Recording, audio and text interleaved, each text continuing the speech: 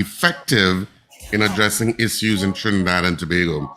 We got 24 people voting on the poll this morning. Of the 24 people, 13 said yes, they do think they work, and 11 said no, they don't. I'm not surprised because people don't feel they have any other source of recourse. The authority don't seem to listen to the small man. They do what they do and they don't really care sometimes. So they seem not to care. Let me revise that. They seem not to care.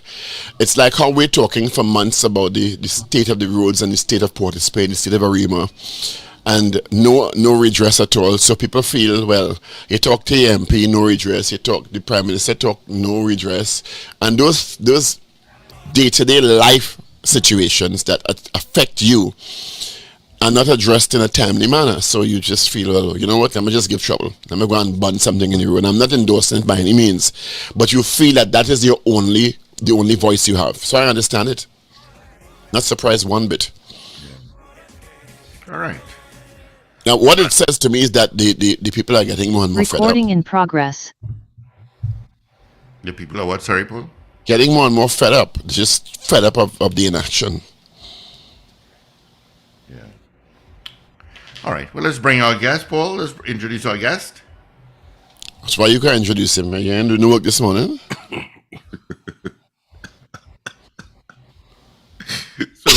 Good morning, Vaalmikki Arjoon, Economist. Thank you for joining us this morning, Vaalmikki. You had on your camera just now, but you take it off. Why?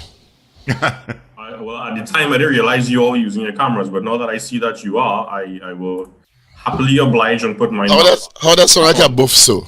Good. Buff him. Buff him. Oh, that sound like almost midway buffish. I think the volume on your computer a little too loud. Ah, and again, next buff. Oh, sorry. Yeah, telling him that. Is that better, Dr. Arjoon? Yeah, audio technician now too, and an economist. What? He's a video specialist, an audio technician, and an economist, and a proper buffist. Vaalmikki, let me WhatsApp you what to buff him on again. It's Dr. Arjoon, right? Yes, but you can feel free to call me Vaalmikki. Before I get buff again, I'll call you Dr. Arjoon and cool myself. You wouldn't get buff from me for that one, that's for sure. You just buffed me 3 times already just now. Anyway, thank you for joining us this morning. We appreciate you taking your time to be with us in the Power Breakfast Show. Next to you there in the shot is Richard Ragoobarsingh. They're both because he's both more than me, and that is Steve Khan. All right, so we want to talk a bit about the Standards and Poor's rating as one of the rating agencies, the recognized rating agencies that I realize that Trinidad and Tobago recognizes, and give us some context about, because we always presume that all the audience understands and about the rating agencies and what they do and how they do it and how often they do it. Sure. Now, a credit rating, which is done, of course, by these rating agencies, it is not meant to give an indication or a direct indication of the state of our economy. Okay, so let me just dispel that myth one time. They do look at our state of our economy, yes, in order to come up with this rating, but it's not meant to be an indicator of what the economy is looking like, the circumstances, etc. at this point. All it really is meant to show our debt repayment capabilities, especially our debt repayment capabilities to our external creditors, the people that we owe outside of Trinidad and Tobago.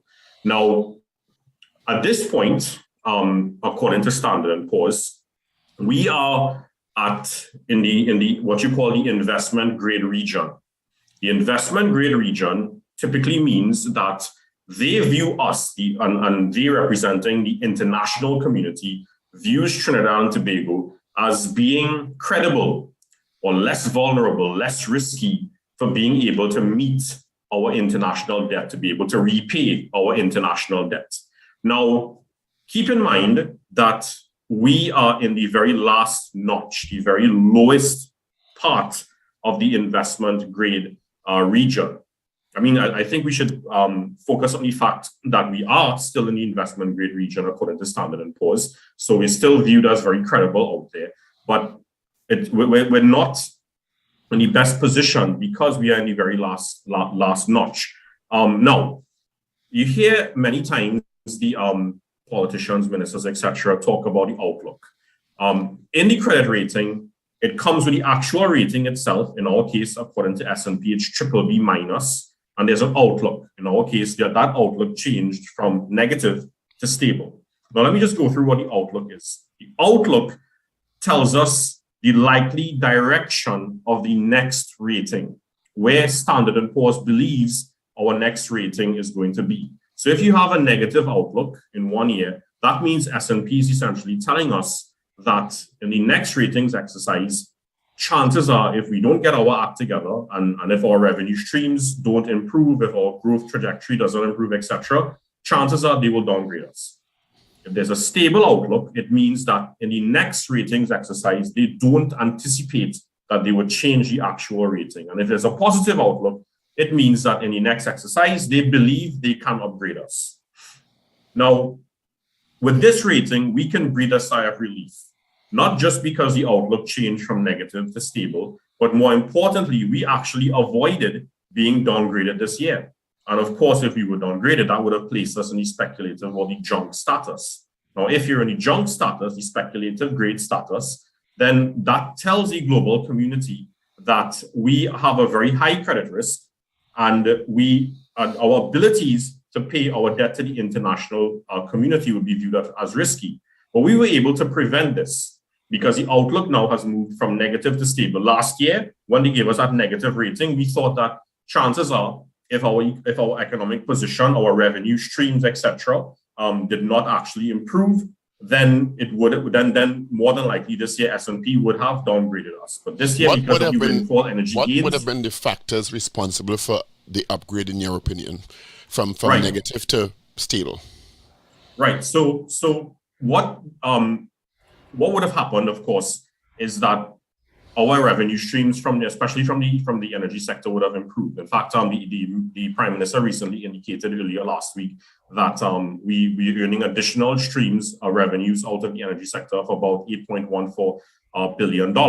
Now, as I said, we were able to avoid this downgrade and move from an outlook of negative to stable because of this surge in our revenue earnings. But it's integral to remember that this wasn't because of any sound economic strategy by the authorities. It's really because of an unfortunate war, which would have caused oil, gas, ammonia prices to escalate in the international market.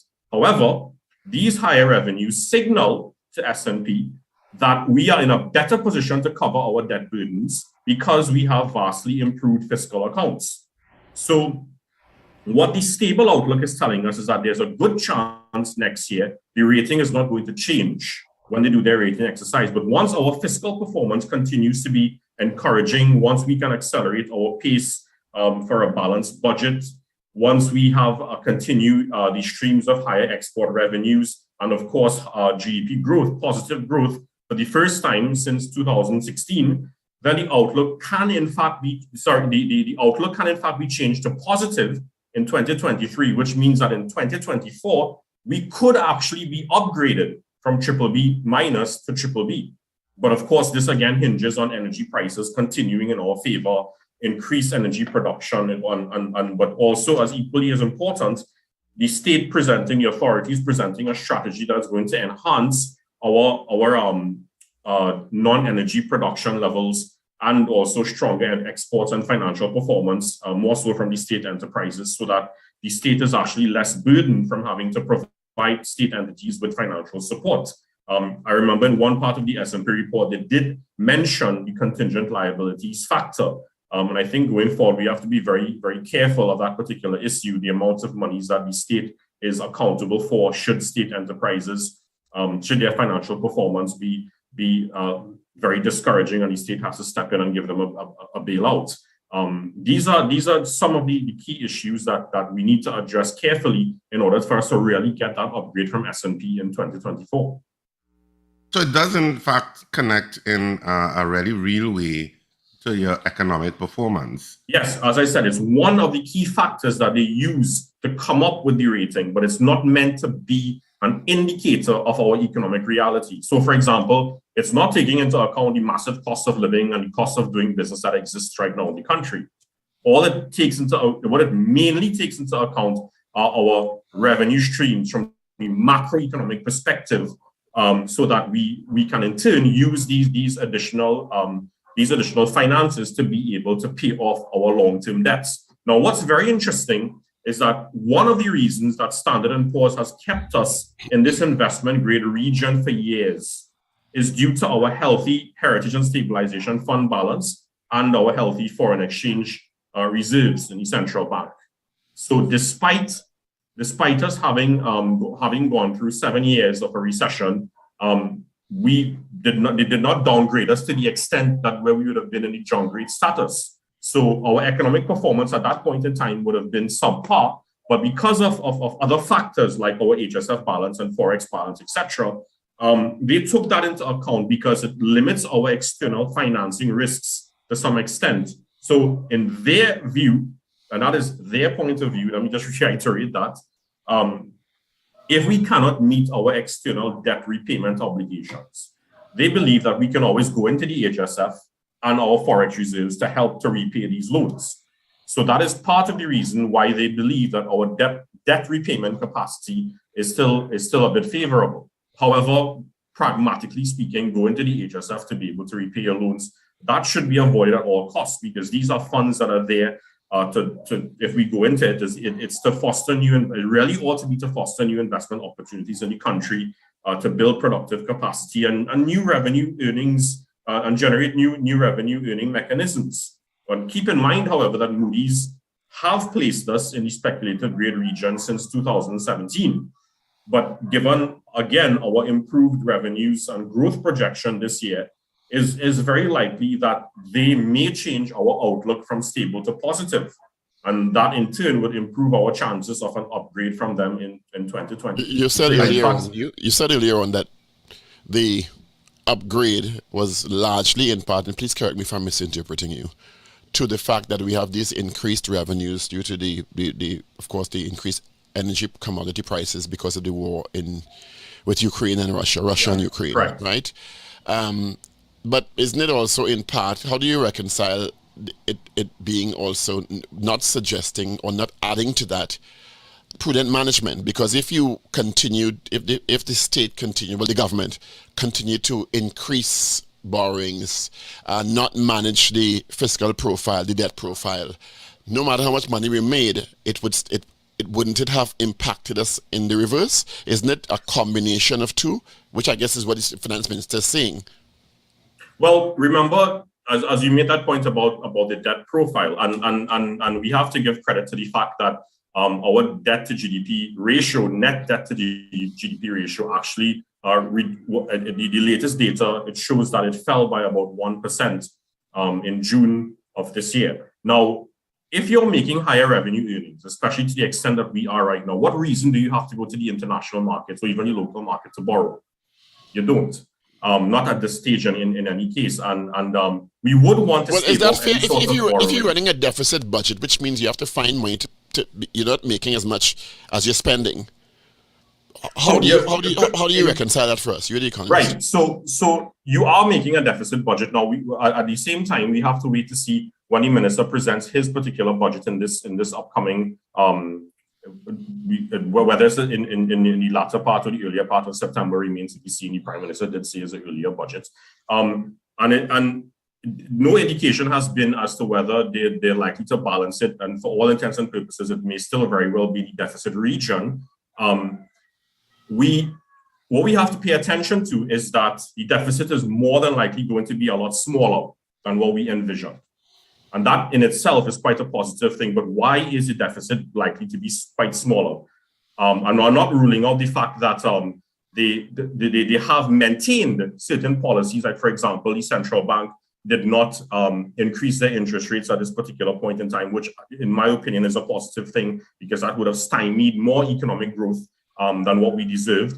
So that is one aspect of it. But the overall bulk of the reason as to why we had this change in the outlook from negative to stable is the fact that we're earning higher revenues. The fact that we're earning higher revenues stems from not any real sort of economic strategy to earn these revenues, or any new strategies rather to earn these revenues, but it's really because of the high international oil and gas prices and ammonia prices, etc., prices of hydrocarbons in general, which is stemming out of a very unfortunate war at this point in time. It's not to say that there are some economic policies that are not working out in our favor, but to the extent that these policies are working in our favor, whether they are or not, as opined by S&P, that did not really account for the larger part then of their decision to change our outlook. It is primarily because they believe our debt repayment capabilities have improved. And the reason,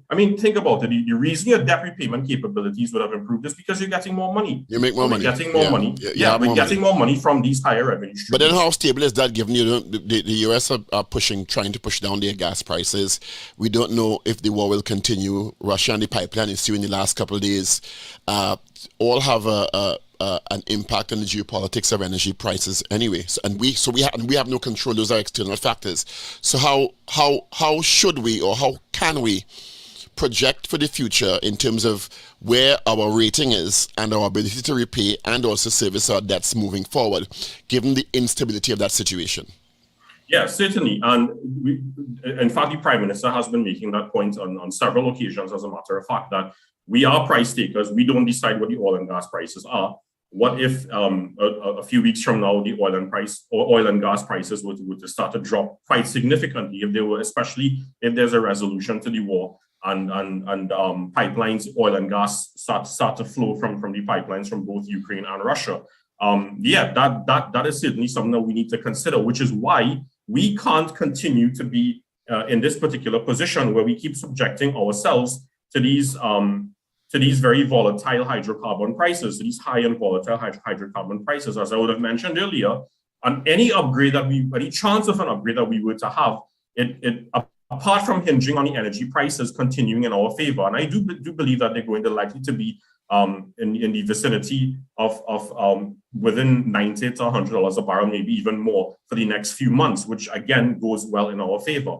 But next year we need to, and remember, it's not just about the Russia-Ukraine war. Remember, even before the war, energy prices were in fact starting to climb, and they were starting to climb because there was a massive recovery in the global economy, a surge in international investments and international spending as well, international travel, which would have pushed up the price of oil and gas. But what it also hinges on is us being able to present a strategy where we can convince them being the credit ratings agency, that we can enhance our non-energy sector investments and thereby lower our risk to volatile hydrocarbon prices, with stronger exports coming out not just of the energy sector, but also from the non-energy sector. It also hinges on, if we were to look at energy, not just the pricing aspect, but also the production aspect. S&P did mention in their report, in all fairness, that the upgrade was more so due to, or they alluded to, it was more so due to the higher international prices,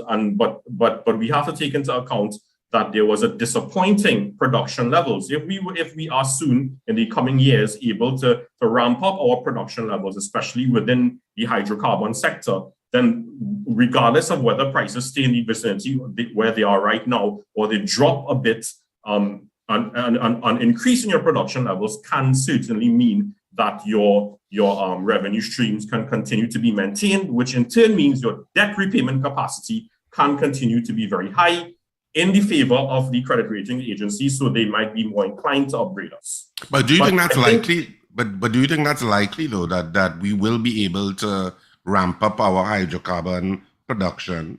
Not to the extent as to which we ought to. But the point I was going to make is that why not? Why we have this challenge in doing that? Because while we're making more money, because of the buoyant commodity prices, we could be making much more if we fixed our production issues.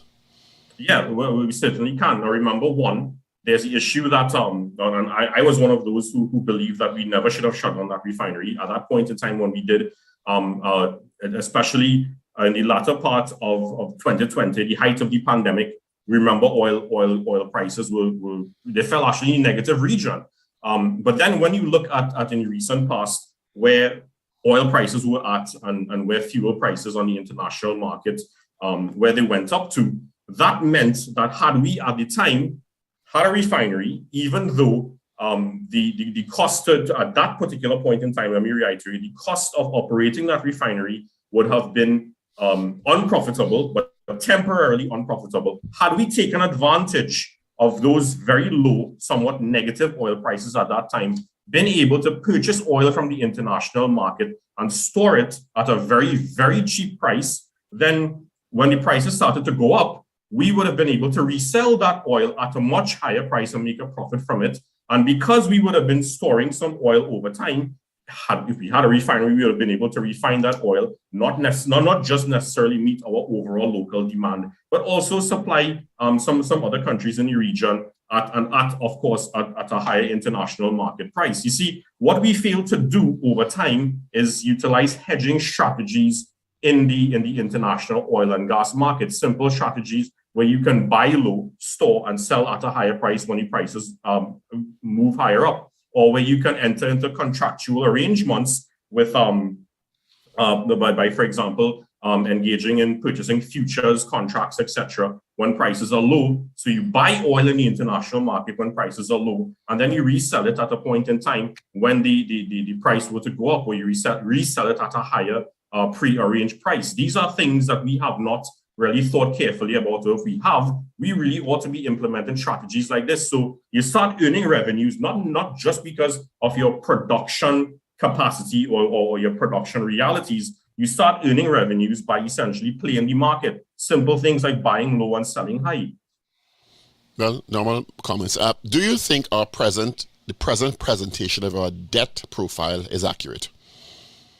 Yeah. I have no issues with, well, I shouldn't say I have no issues. I have there's only one particular issue.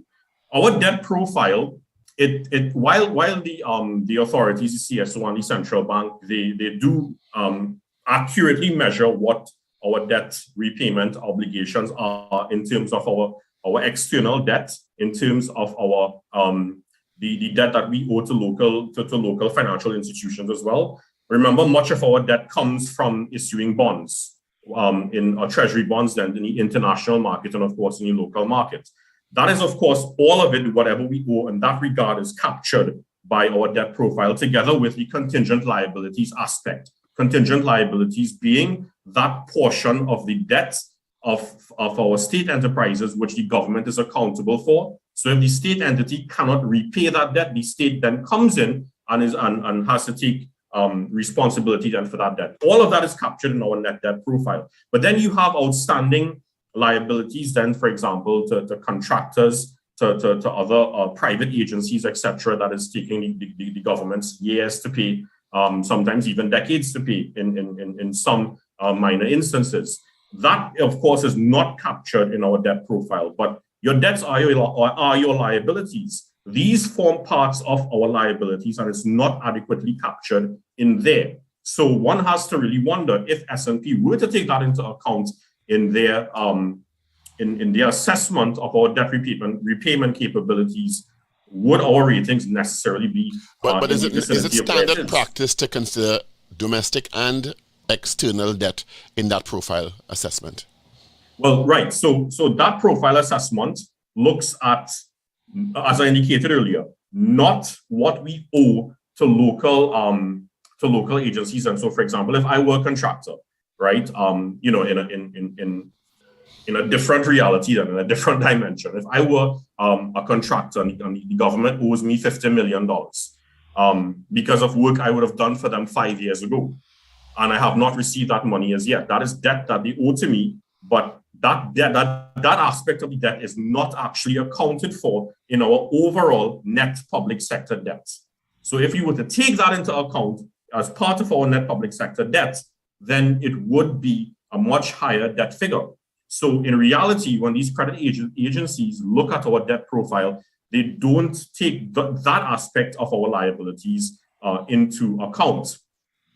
Now, why they don't take that into account though? Well, these credit rating agencies, they have a particular template that they tend to stick to when they come up with our actual ratings. So according to their guidance, they look at the institutional assessment for the economy. So for example, they look at the evolving checks then between the institutional and for example, statistical information, and they have spoken about this several ratings before. And I remember also in last year's rating, they spoke about this, our ability to provide timely statistical information. And I see quite favorably the CSO has responded to this because they now have significantly upgraded their data provisions to the wider public.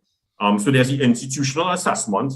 They look at, of course, the economic assessment, which is where they consider things like our GDP growth, etc. They look at the external assessment. That's where they look at, for example, our risks then to external factors, and also our capabilities. Our reserves, like the Heritage and Stabilization Fund, the foreign exchange reserves, etc. Our sovereign wealth fund. Then they look at they do a fiscal assessment of us in terms of our revenue streams. And our ability to be able to repay that debt, our debt burden from those revenue streams. They also do a monetary assessment as well, looking at the extent to which the central bank intervenes in the foreign exchange market, looking at the amount of foreign exchange controls that we may have, for example, at our interest rates, etc. That is the general gist of what the factors then that they take into account in order to come up with this rating. And again, the rating to show our debt repayment capabilities, that especially for our long-term debt that the country has. I have two questions, Vaalmikki. One, the non-energy part of it, because the non-energy revenue, export revenue, which is always, I suppose, is concerning at times, and sometimes we do a little bit better. What's your assessment of our non-energy performance? And two, what is your current assessment of our foreign exchange situation, which has been pretty challenging over the last couple of years? What's your assessment today, and to be regard to that? Okay, so what we found, and in fact, I really don't think that we're giving this particular sector much credit, because at the height of the pandemic last year, they did in fact step up to help us to maintain some inflows in our foreign exchange reserve, in our foreign exchange earnings coming out of exports, and that would be the food processing subsector in the overall manufacturing sector. Last year, in spite of all the pitfalls of the pandemic, our local food processors in fact took advantage of the fact that there was a surge in international spending, and they would have ramped up their production to increase their sales on the international market. And they would have done this, of course, with some support from the Exim Bank. This caused the food processing sector to grow by a whopping 23% from Q1 of last year to Q4.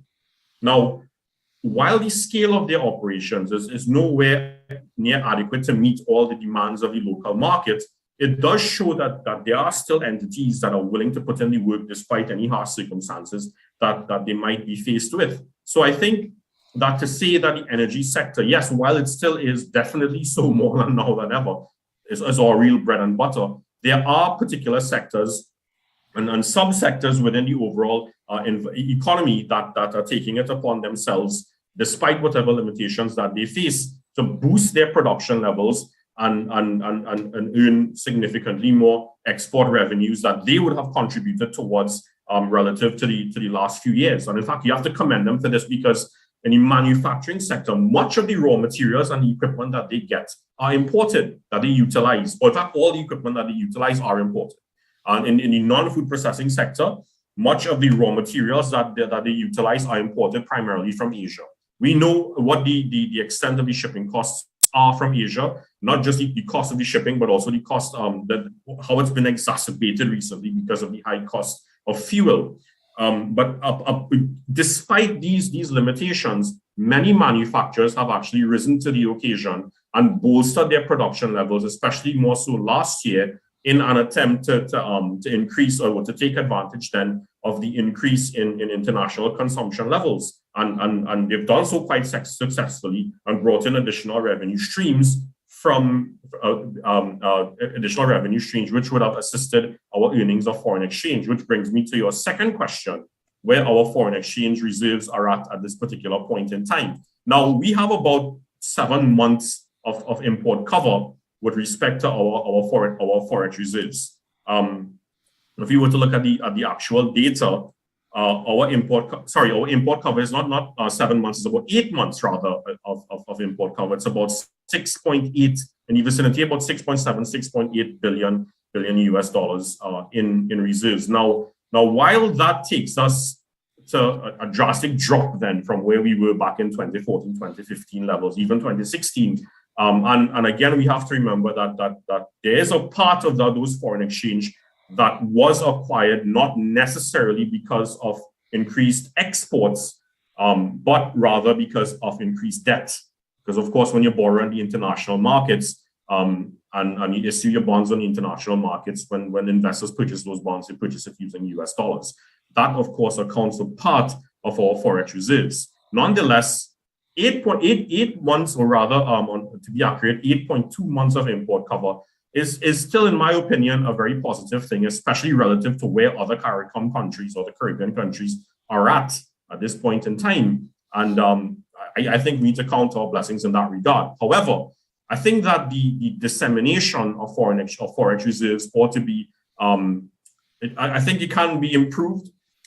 One can't help but consider the fact that part of the reason why we have such healthy reserves is especially because a lot of the financial institutions, the commercial banks in particular, it's very difficult to access forex from them for the last few years, even not just as consumers, as if you want to travel, etc., but as businesses. You see that over time, several banks would have brought down the amount, the limits on credit cards then that you can spend, the US dollar limits then on your credit cards that you can spend as a small business. So these practices, while on the one hand have helped us, have contributed, now it's not the only factor, of course, there are more important factors, but it has contributed to us staying at a particular range then of reserves. But on the other hand, it has unfortunately stymied business opportunities in the country. What do you think about our investment profile vis-a-vis Guyana's upward swing in the energy market in the last 2 years? How does it position us in terms of the country, in terms of our prospects? Is it good for us? Is it that we've recently appointed an ambassador in Conrad Enel to cement our collaborations? How do you reconcile Guyana's movement with our position and our prospects? Well, remember, first of all, Guyana is and I mean, I'm speaking I'm commenting on your question, not just as an economist, but also as a director of a business chamber in the country. So in speaking to a lot of these business organizations, many of them are trying to make inroads in the Guyanese economy. Now, on the one hand, there's much, they perceive then that there's much money to be made there, given how heated the Guyanese economy is at this point in time. Their foreign direct investment is off the walls at this particular stage, I would say. However, one has to consider that in terms of the ease of doing business, the business environment, how quickly and reasonably secure you can get things done in Guyana. We still have the advantage far more over them at this particular stage. However, that being said, it is in our best interest, especially from a food security perspective, and not just food security, but food production, even food exports perspective, for us to strengthen our collaborations with them. So, for example, we import most, if not all our wheat, rather, from the US and sometimes from Canada. And recently, we signed an MOU with Guyana. Remember, Guyana, the leaders in Guyana would have indicated some time ago that one of their priorities is that they wanted to help establish food security, not just for Guyana, but for the entire region. Guyana would have indicated intentions to engage in things like wheat farming. You know, if our local farmers could invest in and even partner with the Guyanese economy to grow, to be part of this initiative, to start growing their own wheat, then we can in turn not only supply our local market with this wheat, but over time we can, together with them, be net exporters of wheat as well. Not necessarily, if not to the rest of the world, but at least to the rest of the region as well. This MOU is a very favorable opportunity to help us to lower our dependence on food imports and our exposure then to very volatile food prices. Because as you well know, our local farmers They are subject many times to a very disadvantaged position given the extent to which we tend to import our food. Now, foods that are heavily subsidized at that. Yeah, correct. And more of our local farmers should be encouraged to invest in Guyana through this MOU if we were to take it forward. They should be encouraged to, the MOU that rather should help to encourage the acquisition of more arable land, because there's much land space in Guyana, especially for producing crops that require large acreages, things like corn, citrus, bananas, animal farming as well.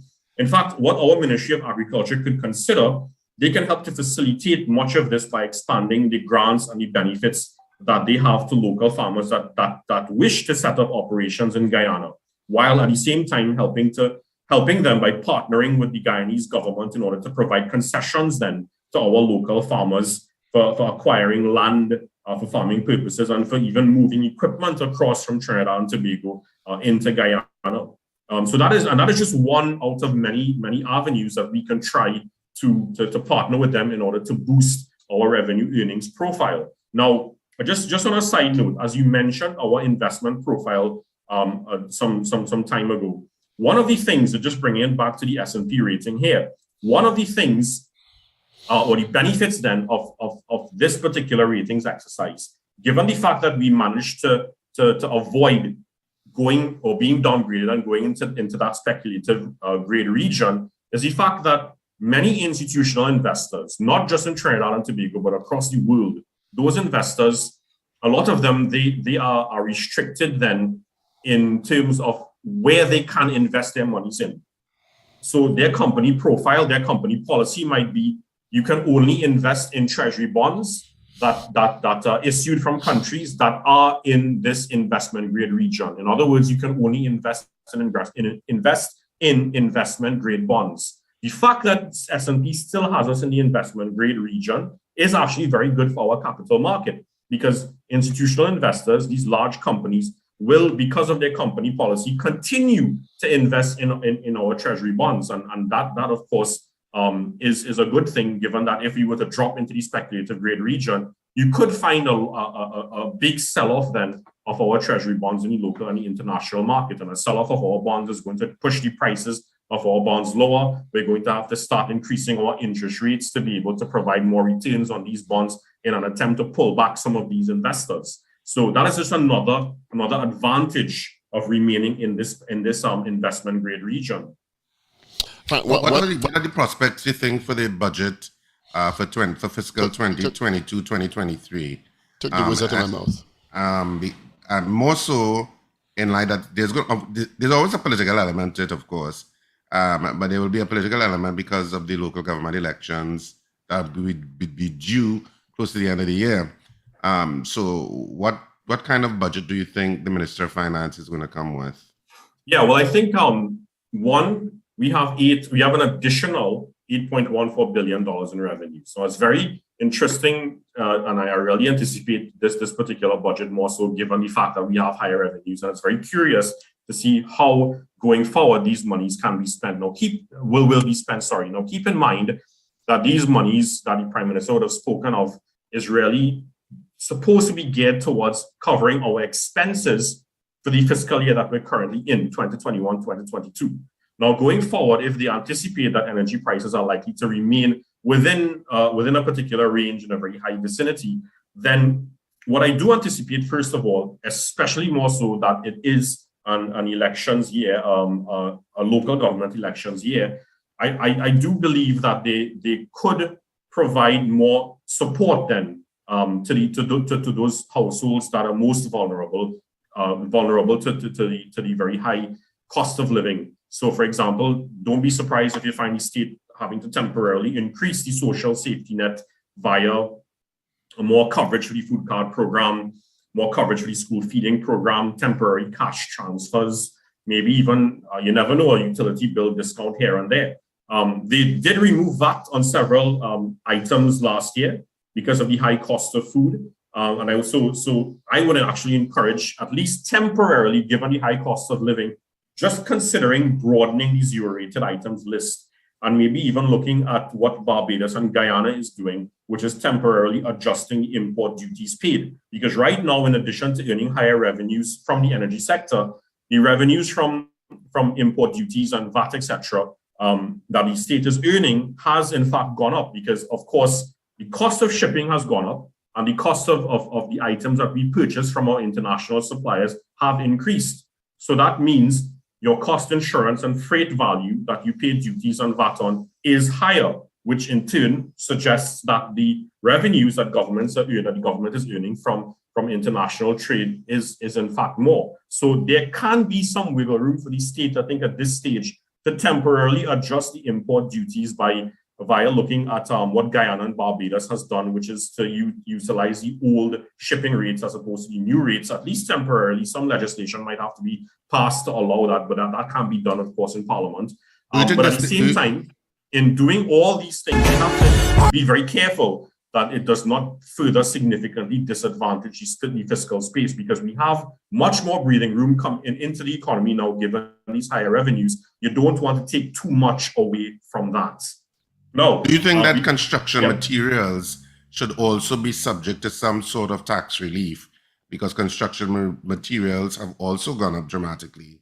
And certainly. The cost of construction. Yeah, because primarily because of the cost of construction materials, the prices of houses has in fact increased by about 9% in the last 2 years. Prices within that the housing sector, inflation and housing inflation has gone up by 9% over the last 2 years, which is quite a substantial amount. But again, it's likely because of the higher cost of construction materials. So while they can consider, yes, reducing some of the taxes that are levied on these materials, one has to remember that importing these materials, because we import them, there is a certain element of these higher costs that we just can't escape from because of the higher price of importing them, because of the higher shipping costs as well in importing these items. So we can't avoid the high cost of shipping. The government can't very well go out there and say, okay, I'm going to subsidize shipping costs for you. That's just not feasible. So that is one aspect that they're not really going to be able to address. And of course, they can't tell the supplier what prices they want and tell the supplier that they want lower prices. So because of those two key elements, the price of construction materials are likely to be in the high vicinity, but the government can certainly help to at least alleviate partially the situation by looking at any sort of tax reductions on these materials. More so because when we think about construction activities, they tend to account, especially within the state sector, for a large part of revenue generation, a large part of the building more productive capacity in the economy, which in turn tends to account for more revenue generation going forward. So I certainly think that they need to encourage more of that going forward. Three quick points from you as we close that you think are critical for budget 2022-2023 from the finance minister that you'd like to see. One, smart agriculture. We have a tendency for decades, we have been focusing on the traditional means of agriculture, but now given especially what other countries have started doing, I think we need to start looking at utilizing smart technology, which is available. The technology is available. Things like using 5G, drones, smart collars for your livestock, sensors for fields, etc., that can actually help you to maximize the production per acreage. So, for example, if you utilize these, without utilizing it, we might get about 10,000 tomatoes in 1 acre of land. But if you utilize these smart technology, what it can actually help you do is to, for example, one drone could help you to apply insecticides. Then, for about in less than a day, one drone can spray insecticides for about over 20 farmlands, the equivalent of about 20 football fields. That is actually the levels of productivity. And that could also help with pretty elasticity. Number two. Correct. Yeah, correct. In fact, when you look at smart sensors can help to avoid wastage and tell the farmer exactly which part of his fields need more fertilizer, needs less irrigation or more irrigation, which parts of the fields need more nutrients, where needs more pesticides, etc. And that can in turn help to boost up his output production in a shorter space of time. When you use smart collars for your livestock. You're able to track when they're going to give birth in a better manner. You're able to track when they're going to give milk, etc. That has been done extensively. And when the teeth in them, number 2. Yeah. Well, as you made the point earlier, pre-year larceny, a very huge problem that has limited our agricultural progress in years. It can certainly help to reduce these things. We're running short on time. Number 2. Yeah, number 2, what I spoke of earlier, the assistance to help those that are vulnerable in society, those, especially the poor households that would have been affected by these price increases. So things like assistance via the food card program. But more importantly, what I would like to see is that we really consider utilizing the policy that Guyana and Barbados have decided to utilize, which is where you use the former shipping rates that we would have been paying in the pre-pandemic era to reduce that overall CIF, cost insurance and freight value that they charge taxes and duties on. If you do that, then that is going to help to limit the extent of price increases in the country. So I think that is a very important factor going forward. It's also going to be very interesting to see where the wage negotiations are going to end up.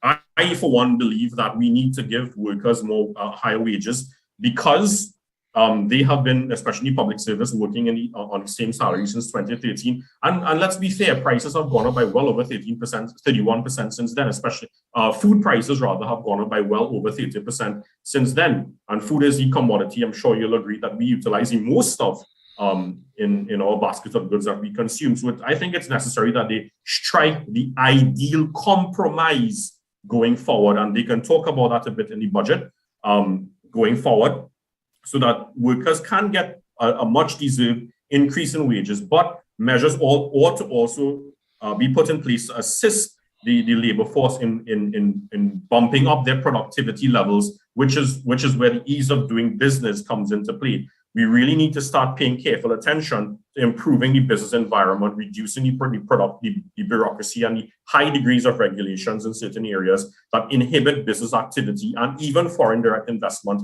going forward. One last point, foreign direct investment. I don't think we are giving enough attention to FDIs outside of the energy sector. When the pandemic came or crept on upon us like a thief in the night, our cost of our bill then for medication would have went through the roof, not just for us only, but internationally. Those countries that were manufacturing their own pharmaceuticals, well, they were in a much more beneficial positions, countries like the UK, etc., because they're manufacturing it right there. In fact, at that point in time, they would have cut off the exports of pharmaceuticals to other countries. We need to start bringing in pharmaceutical manufacturers here in Trinidad and Tobago, because it's an area we don't really have the expertise in. But if you get the foreign investment into the country, then in about within the space of 1 decade, we can then take over the operations and become producers of pharmaceuticals on our own. And we are well poised at the base of the Caribbean region to be able to supply pharmaceuticals in the rest of the region and in the South American subcontinent. But it all starts with getting that know-how, getting the investment through the foreign investors. Vaalmikki Dr. Arjoon, thank you for being with us. We appreciate your time and your contribution this morning. Thanks a lot. Absolutely. Thank you very much. All right, thank you. All right, let's get into recording stopped. News brief, all powered by Sean Florida Services. This is your news bulletin from Power